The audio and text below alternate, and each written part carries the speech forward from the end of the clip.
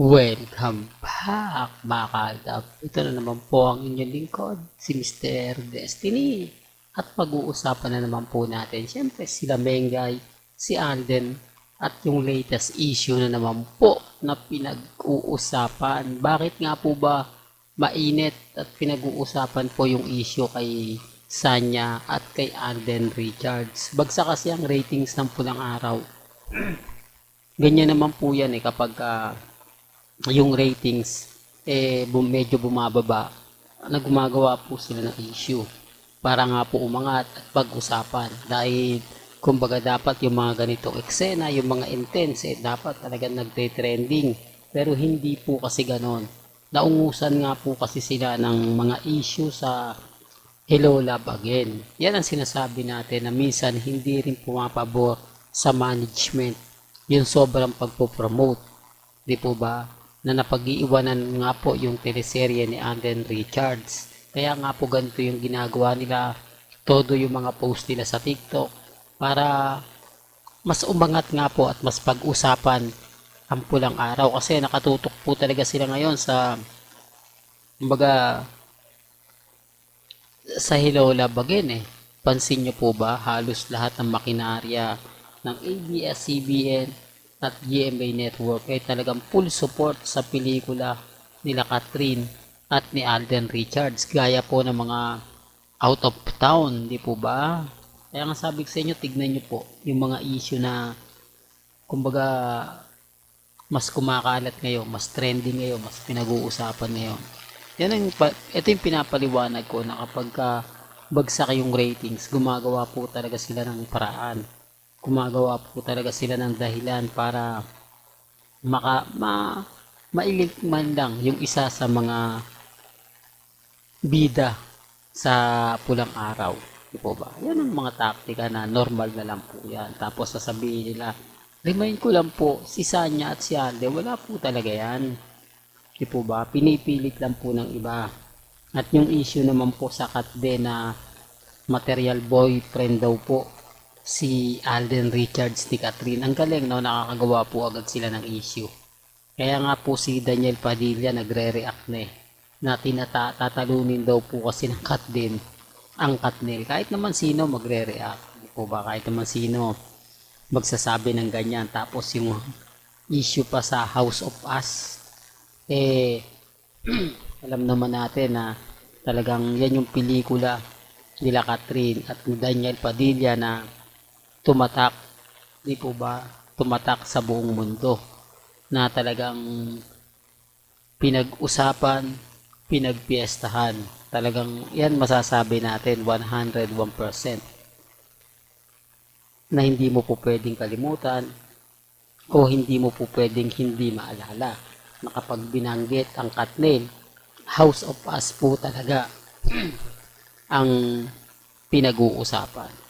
Kaya nga sabi sa inyo, kampante lang, ba, relax lang, maging matatag, maging kumbaga, alam niyo na, sabi ko nga po sa inyo dito po sa channel ni Mr. Destiny, lahat po ng mga bagay-bagay na mahirap nga po talagang ipaliwanag, lalo na po kapag si Mr. Destiny nagbibigay ng update, apektado sila. Totoo naman po yung sinasabi natin. Di po ba? Totoo naman po, dahil kung sabi ko nga kung 2015 po kayo, yung mga nangyari at naganap, lalo na nga po pagdating sa prime time, teleserye at sa pelikula, talaga naman pong mamamayagpag yung mga taong umangat.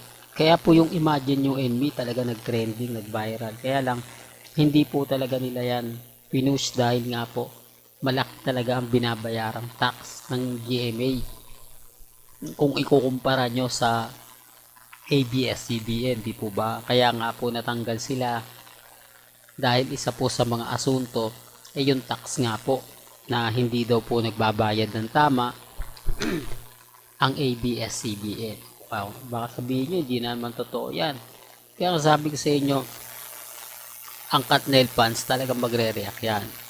Talagang magsasabi yan, talagang pag-uusapan nila yan. Pero bago nga po tayo magtuloy at pag-usapan itong mainit na update na to, kung bago ka lang sa channel na to, at isa kang true-blooded Aldab Nation, na nagmamahal kina Mengay at Isoy, tama po ang channel na pinuntahan mo, kaya consider na po kitang bagong subscriber. At huwag mo kalimutang i-share ang mga video po natin sa mga mami, sa mga titas, at sa mga senior. Ulitin ko lang po at i-remind ko lang po sa inyo, noong mga panahon po ng House of Us, Itbulaga o Aldab, talagang kami po yung namamayagpag. Kami po talaga yung pinag-uusapan, kami po talaga yung number 1 trending. Kaya nga po yung Katnel, bumagsak yan. Di po ba? Hindi po talaga yan nakalamang. Kaya nga po kahit may pelikula sila ng mga panahon na yon, nila Catherine at ni Daniel Padilla, talagang hindi siya masyado pinag-usapan, hindi siya masyado dinumog. Hindi katulad ng, kumbaga, unang pelikula nila Alden at ni Maine, Imagine You and Me. Grabe talaga yung performance na pinakita ng mga fans. Yung conference o yung media conference, talagang grabe. Grabe yung pag-init. Ultimo 24 oras talagang tumutok ng husto. Lahat po ng tabloid, lahat po ng mga reporter, lahat po ng mga ambush interview na andun na. Tapos sasabihin nila na mahina daw po yung Imagine You and Me, hindi kumita. Hindi naman po ako namimilit. Hindi po ba? Kaya nga sabi natin, etong issue na to talagang malupit. Hindi po ba? Pero ang pinakamaganda ngayon, pupunta po sa Cebu ang pamilya Polkerson. Issue na naman yan, mga kaaldab, no? Sasabihin na naman nila. Pero totoo naman po di po ba? Diyan po yung lugar ni Lola Linda. Siyempre kapag pumunta dyan sina Alden Richards, pupunta siya sa pamilya ni Lola Linda.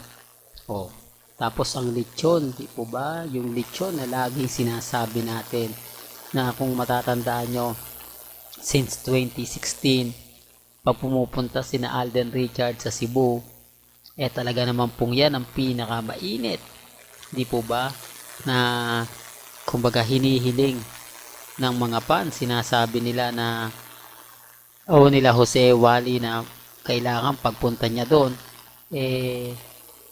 mabigyan siya, di po ba, ng magbigay ng pasalubong, di po ba? Sinasabi ko lang po ito, mga kaaldab, dahil kumbaga Cebu ang pinag-uusapan natin. Nakakatuwa ng mga panahon na yan na tayo po yung namamayagpag, tayo po yung pinag-uusapan, tayo po yung bida, di po ba? Kaya nga po sabi ko sa inyo, nalulungkot tayo sa ginawa nga po ng management na pinaghiwalay po talaga ang Aldab Nation. Sayang, di po ba? Sana